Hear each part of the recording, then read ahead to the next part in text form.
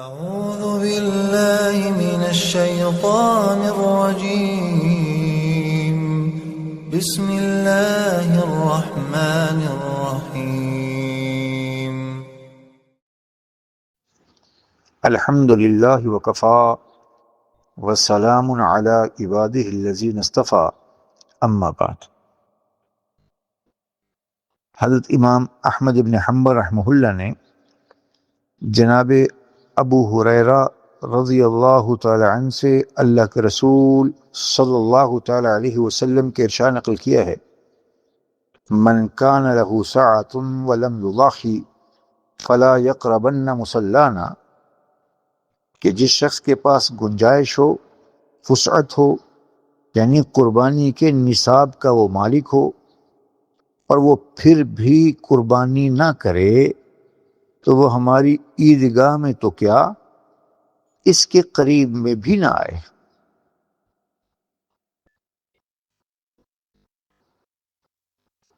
چنانچہ 200 درہم چاندی، 611 گرام کی مالیت جس شخص کے پاس بھی ہو، وہ شخص شریعت کی اصطلاح میں مالدار، غنی اور وسعت والا ہے.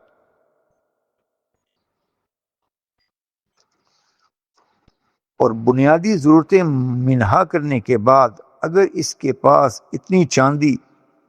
یا اس کی مالیت کے بقدر اس کے پاس پیسے ہوں تو اس پر زکوٰۃ بھی فرض ہے، قربانی بھی واجب ہے، اور صدقہ فطر دینا بھی لازمی ہے. پر اگر اس کے پاس چاندی یا روپے نہ ہو بلکہ اتنی مالیت کا سونا ہو، یا اپنی بنیادی ضروریات سے اضافی چیزیں ہوں، بنیادی ضروریات جن کے بغیر انسان کا چارہ نہیں، رہنے کا گھر، پہننے کے کپڑے، استعمال کے برتن، استعمال کے آلات حرفت ہیں جن سے کاروبار کرتا ہے، یہ سب کے سب بنیادی ضروریات ہیں. تو جن کے پاس اپنی بنیادی ضروریات سے اضافی چیزیں ہوں تو شرعاً وہ بھی وسعت والا ہے، تو اس لیے اس پر قربانی بھی اور صدقہ فطر بھی واجب ہے.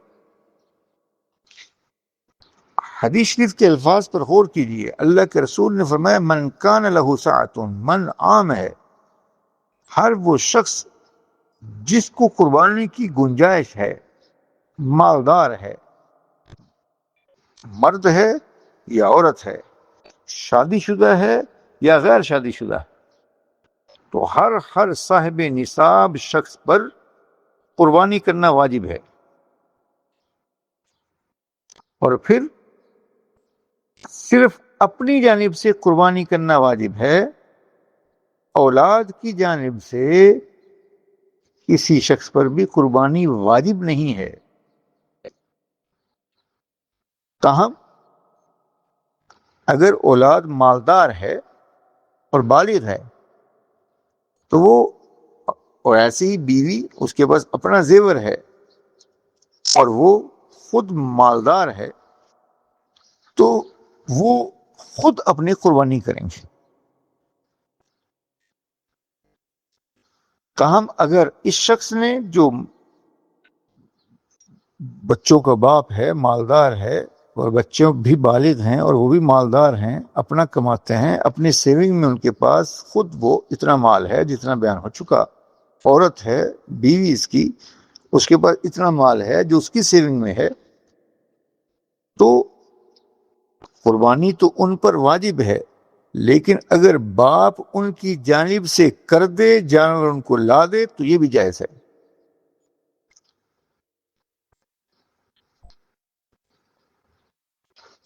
اگر کوئی باپ اور بیٹا کاروبار میں شریک ہیں، اکٹھے کام کرتے ہیں، اس کا اپنا کچھ بچے کا واضح باپ نے حصہ مقرر نہیں کیا، بنیادی خرچے نکالتا ہے، اگر اس کے علاوہ بیٹے کے پاس قربانی کا نصاب ہو، سونے کی صورت میں وہ مالک ہو یا کچھ اور سیونگ ہو، تب تو اس پر قربانی ہے، اور اگر نہیں ہے تو اس پر قربانی واجب نہیں ہے.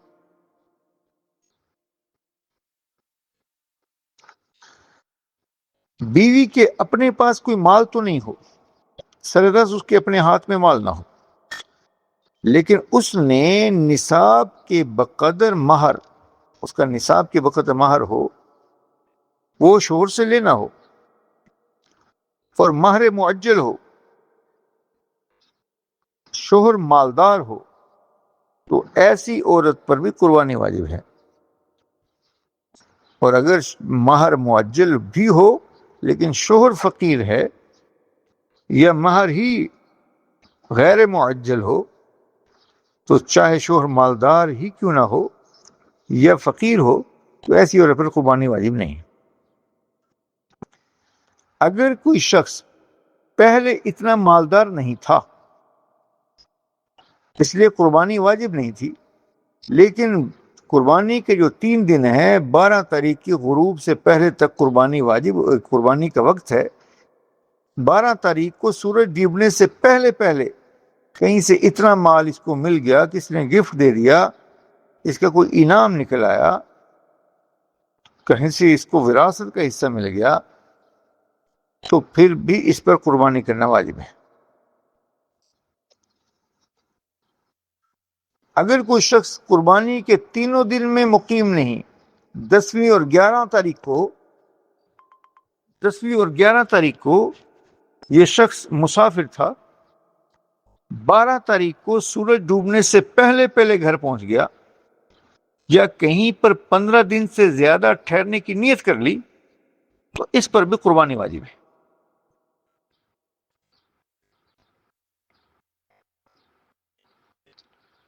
جو شخص حج پر گیا ہو اور شرعی حساب سے مسافر بنتا ہو،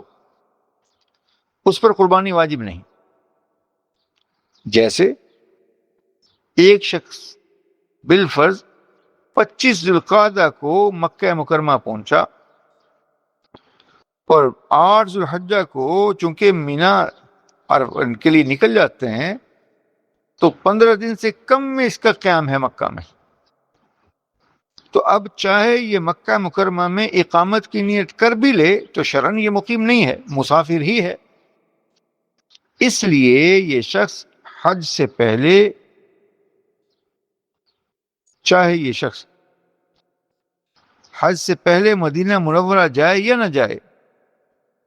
12 ذوالحج تک یہ مسافر ہی رہے گا، اور اس پر قربانی نہیں ہے۔ اب کچھ لوگ ایک ظاہری حدیث شریف کا معنی سمجھتے ہیں، اور اس کی بنیاد پر سمجھتے ہیں جو ان کو غلط فہمی ہوتی ہے، اور وہ یہ سمجھتے ہیں کہ بس قربانی